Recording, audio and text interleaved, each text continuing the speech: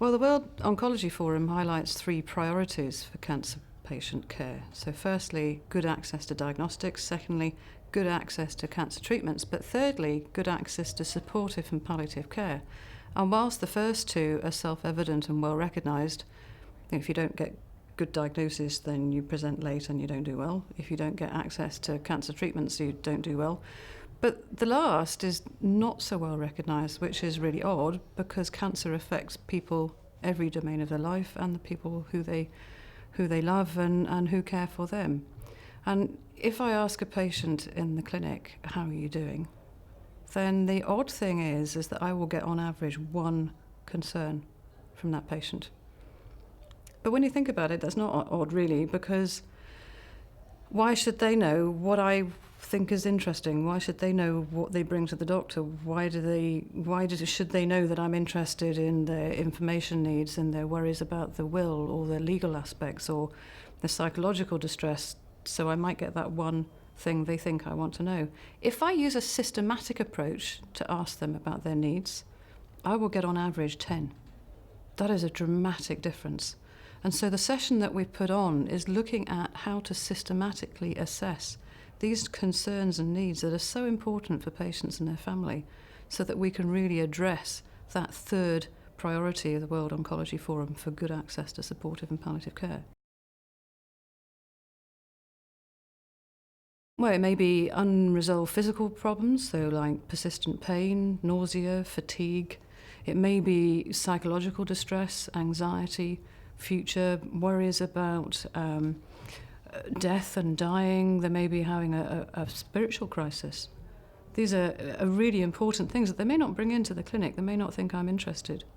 They may have worries about work, finance. A diagnosis of cancer takes someone's life and turns it upside down. They may be desperately worried what's going to happen to their husband or their wife if they become too sick to be able to look after them. These needs are wide-ranging and affect everything. Well, there's 2 ways you can approach this. Firstly, that you can help the clinician to have a structured approach to this, and the second is you can help the patient to have that structured approach and signal to them what's important. So one of the things that we're presenting at the session is about the needs assessment tool, Progressive Disease. Now, this is a clinician-rated tool developed by colleagues in Australia in the oncology clinic, which guides the clinician to remember to ask about the different issues that might affect the patient. So not only physical symptoms, but also that, the difficulties of activity of daily living, the practicalities of washing, cooking, cleaning, going to the shops, these real practical things that we may forget to ask, and the psychological things and those difficult things about levels of sexual intimacy or body image that, we can feel quite uncomfortable as clinicians to ask, and to have something to remind us to ask is important. The other important thing about the needs assessment tool is that it reminds us to ask about the carers' concerns. Carers are these unsung heroes who have a huge burden to carry. They didn't ask to be in this position. And they're having to watch someone they love terribly much who's desperately important to them go through this process and try and help as best as they can with no training. It just happens. And yet in the clinic, if they attend, they may be sat in the corner quietly, not realising that this is actually about their needs as well. So the needs assessment tool encourages us to ask about the carer's needs. And it also, not only does it encourage us to say what are these needs and how concerned are we, it makes us do something about it. Because these tools can so easily just be tick boxes, but the needs assessment tool says, right, what are you going to do about it? So there's a section in it that says, can I deal with this myself? Can I ask another member of the team to deal with it? Or am I going to have to refer this patient to a specialist service, for example, specialist palliative care? And it's all in one quick tool that can be incorporated into clinical practice. And when it's been tried in clinical practice, not only was it filled in pretty completely, which is quite extraordinary because as clinicians we're really good at not filling in the things that we think are a waste of time, but it didn't take any longer in the clinical consultation to do this. But the most important thing is that when this was tested, we found that the level of unmet need for the patients and carers went down. The other way of looking at it is use the patient report measures, so something like the patient outcome scale, otherwise known as the palliative outcome scale, where the patient fills in a structured assessment. And that's really useful to do the first time you meet the patient. It gives us an idea of the breadth and level of the concern.